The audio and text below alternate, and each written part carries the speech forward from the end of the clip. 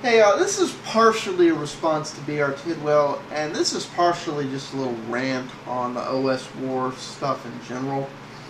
I don't know whether this is going to go on Linux or PC Mac. I try and keep the bashing out of the Lin videos, so it's where this is going to wind up. There's going to be a part 2 to this. If this isn't a Lin video, if it's a PC versus Mac, then Linux EP12 is the continuation of this. He made a comment that most users are Windows users, and it's because Microsoft has, big market share. Okay, it's not that most people are loyal to Windows. It's that at the end of the day, the average user is fundamentally lazy. And whatever the heck computer you bought is what the average user is going to use. Now, recently, that changed.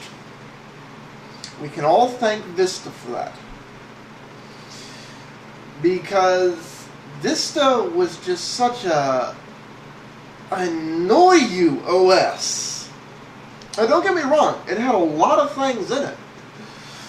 And it was, once you got to know her, she was actually a pretty good OS. But she made it so painful. It was not a smooth transition. And then she would annoy you and punish you for trying to get to know her.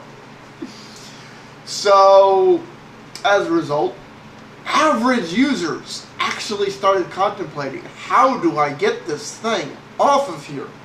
Something average users had never contemplated before. Which is why both Apple and Linux have benefited. Now, 7 has tamed a lot of that but 7 still has what I consider to be a lot of flaws. I primarily switched over to Linux because of Windows Vista. It was, XP was still a good OS, but it was clear with Windows Vista the direction that the Windows operating system was going to continue to go from this day.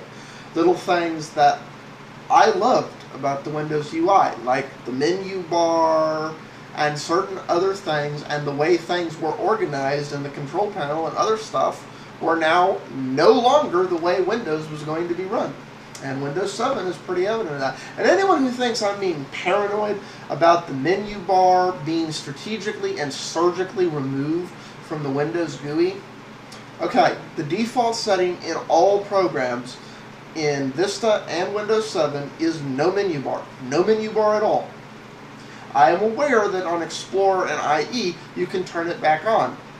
But look at the included Microsoft applications and look at the applications being developed for Windows now. Look at Office 2010. The traditional menu bar is not in any of these applications. It's being replaced with pretty little GUI buttons that do less. For the most basic functions, they do the job.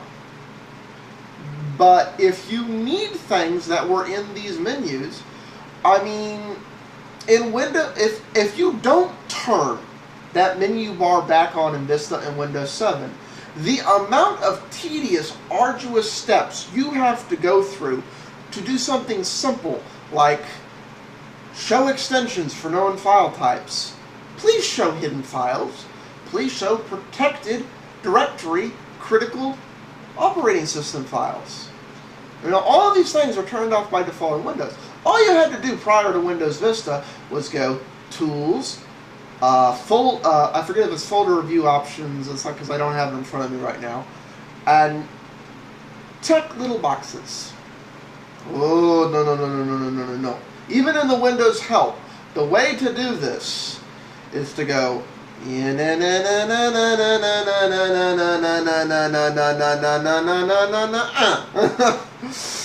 you get back to the same menu you would open from the Tools menu.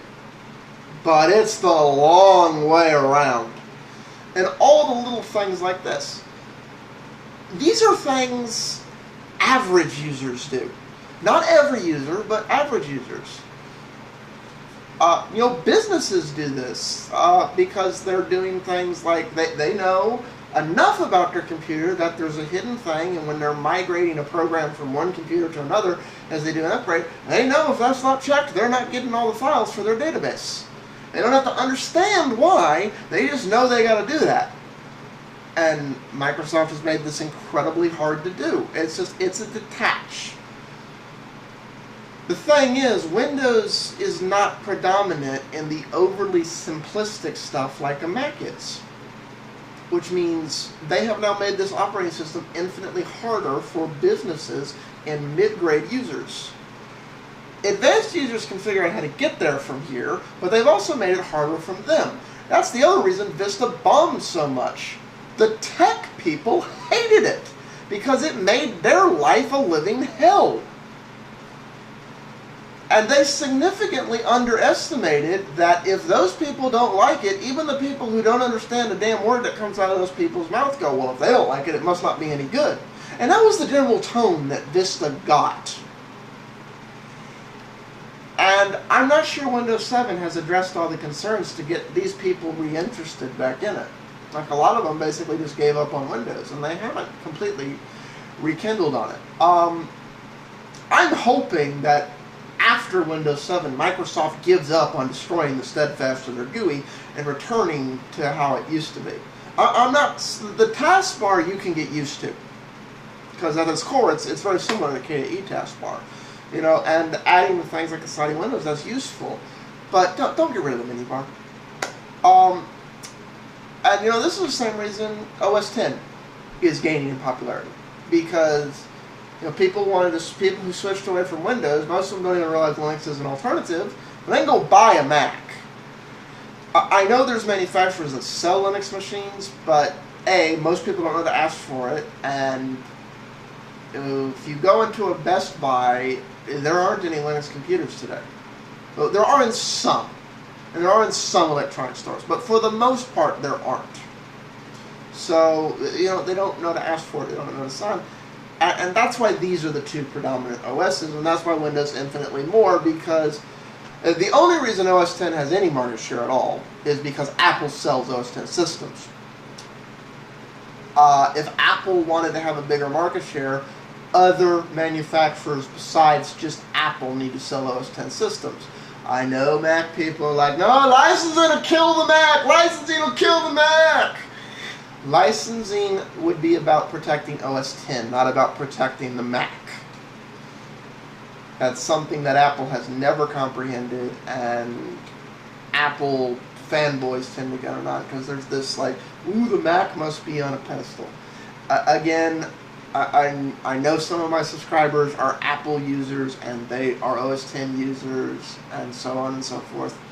I'm not specifically talking about you. I'm just saying that's the reason Windows is more predominant. I would bet that because there's, you know, because of the way the divide exists in the Linux community about which UI is best, that would be the debate in the general broader PC community. Some people would just like the OS X user interface as opposed to the Windows interface. As a result, if it was licensed, I would say it would wind up being overall somewhere between a 50-50 and a 30-70 split. Which way, I can't really say. But a good chunk would go to OS X if they didn't have to pay for the extra costs associated with the fact that it's only legally available on one manufacturer. And if there were manufacturers honestly making good signs at selling Linux, it would probably get a good chunk of the market share up. It would be a more even split. Not sure if that's a good thing or a bad thing, because it kind of makes it easier for developers if they only got to develop for one thing and still hit a large chunk of the market. But that's neither here nor there. Now, I'll cover the rest of this stuff in the next video. You know, Apple users, explain to me why it would be such a horrible thing if OS X was licensed, how it wouldn't wind up splitting out like that. Even though people like me would never use it. Okay, peace out.